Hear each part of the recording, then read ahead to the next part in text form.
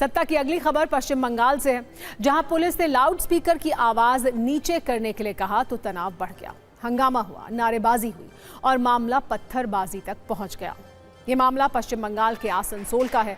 हुआ ये कि सत्ता संभालने के बाद सीएम शुभेंदु अधिकारी ने धार्मिक स्थलों में लाउड स्पीकर की आवाज को नियंत्रित करने और उसे एक सीमा तक बजाने का आदेश दिया था। सीएम के आदेश के बाद आसनसोल में पुलिस प्रशासन ने ऐसा ही एक निर्देश जारी किया, जिससे कई जगह पर लोग नाराज हो गए। लोगों ने प्रशासन के सामने इस पर अपनी नाराजगी जाहिर की, लेकिन शाम होते होते बड़ी संख्या में लोग रेल पार इलाके की पुलिस चौकी पर पहुंच गए। भीड़ ने पुलिस चौकी को चारों तरफ से घेर लिया। कुछ देर तक नारेबाजी हुई और फिर भीड़ ने तोड़फोड़ की और पथराव किया, जिससे निपटने के लिए पुलिस को लाठीचार्ज भी करना पड़ा।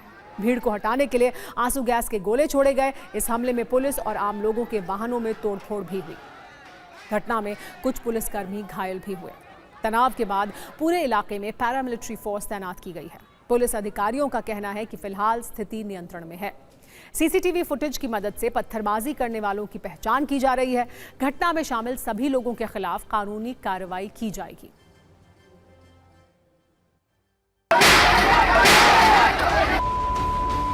करके थाने में शायद पुलिस वाला से कुछ भैसा भैसी हो, कुछ मामला हुआ, किस चीज़ को लेकर करके वो पूरा कंफर्म लोग अभी पता नहीं लगा सके हैं, मगर जिस ढंग से हुआ ये मतलब सराहने लायक नहीं है। पूरा हम लोग आकर के फाड़ी देख रहे हैं और पुलिस पूरा एक्शन में है। हम लोग जिस ढंग से आए हैं, हम देखे नूरानी मस्जिद का वगैरह कांच भी उधर टूट गया है।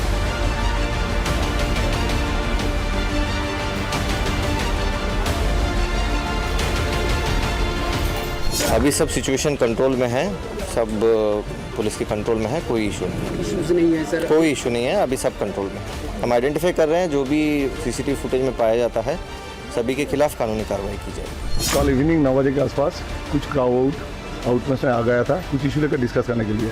हमारा पुलिस इधर था। इस बीच में एक क्राउड का अंदर दो ग्रुप हो गया था। इन लोगों का झमेला स्टार्ट हो गया दो ग्रुप का अंदर। तो पुलिस इन्वॉल्व हो गया, झमेला रोकने की कोशिश किया, लेकिन इस टाइम कुछ क्राउड आउटपोस्ट का तरफ पत्थर फेंका। इसमें हमारा कुछ माइनर डैमेज हुआ है। तो हम अभी सीसीटीवी देखकर कौन था इन्वॉल्व ये हम आइडेंटिफाई कर रहा है और इन लोगों का अगेंस्ट में एक्शन होगा। इस हिंसा के बाद बंगाल सरकार ने साफ कर दिया है कि कोई भी किसी भी धर्म का हो, उसे सरकार के नियम मानने पड़ेंगे। मंदिर हो सकता है, मस्जिद, अब कोई भी धर्म का हो सकता है, कोई भी जाति का हो सकता है, लेकिन भारत के जो नियम है, भारतीय न्याय संहिता का जो नियम है वो मानना पड़ेगा। हमारे माननीय मुख्यमंत्री जी बोल दिए हैं, कहीं पर भी लाउड स्पीकर आवाज के जितना अलाउड है उससे ज्यादा नहीं बजेगा। वो मंदिर हो सकता है, मस्जिद हो सकता है, गुरुद्वारा हो सकता है, चर्च हो सकता है, कोई पब्लिक फंक्शन हो सकता है, लेकिन it will be not allowed.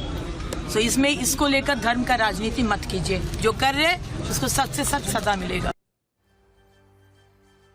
आवाज नीचे के अलावा शुभेंदु सरकार अवैध मदरसों पर भी एक्शन मोड में है। खबर है कि मुख्यमंत्री शुभेंदु अधिकारी बंगाल में गैर सरकारी और अवैध मदरसों के खिलाफ कार्रवाई की तैयारी कर रहे हैं।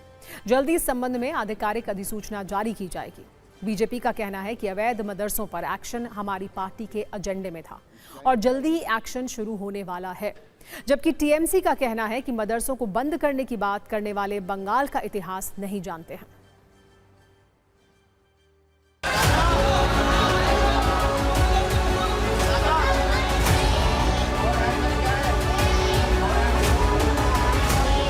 यही तो हमारा पब्लिक के पास, यही तो हमारा इलेक्शन मुद्दा था। मैं पूछना चाहता हूँ, मदरसे से आपको क्या मिलता है? आपको प्रोफेसर मिलता है, आपको डॉक्टर मिलता है, क्या मिलता है? जो अनऑथोराइज्ड है उसको तो बंद करना चाहिए। अनरजिस्टर्ड, अनऑथोराइज्ड कुछ भी बंद करना चाहिए। सिर्फ मदरसा क्यों? अब मदरसा से शुरू होगा तो सभी बंद होगा, कोई बात नहीं। जो वोट दिया उसके लिए काम होगा। स्वाभाविक है, हर आदमी अपने स्ट्रेंथ पे खेलता है, तो मैं अपने वीकनेस की तरफ क्यों ध्यान दूं? जो मुझे वोट दिया है उसके साथ न्याय होगा। विधायक तो आप सबके लिए, मैं सबके लिए विधायक रहूंगा। विधायक के नाते जो भी रिसोर्स मिलता है, उस रिसोर्स को जो मुझे विधायक बनाया उसके ऊपर खर्च करना अगर गुनाह है तो ये गुनाह मैं बार बार करूंगा। अंग्रेजी शिक्षा के लिए उस टाइम का जितना एडमिनिस्ट्रेटिव बंदा लोग थे, उन लोग को जानकारी के लिए मदरसा शुरुआत हुआ। इसका हिस्ट्री बहुत दिन से है। कोई चीज़ बंद करना और समूचा हटा देना, ये हम लोग का जो ओपन सोसाइटी है, इंक्लूसिव सोसाइटी का खिलाफ है। इससे पहले कल कोलकाता में खुली सड़क पर नमाज पढ़ने को लेकर तनाव रहा। कोलकाता के राजा बाजार में जब मुस्लिम समुदाय के लोग सड़क पर नमाज पढ़ रहे थे तो पुलिस आ गई और लोगों को सड़क से हटाने लगी। इस दौरान खूब हंगामा भी हुआ।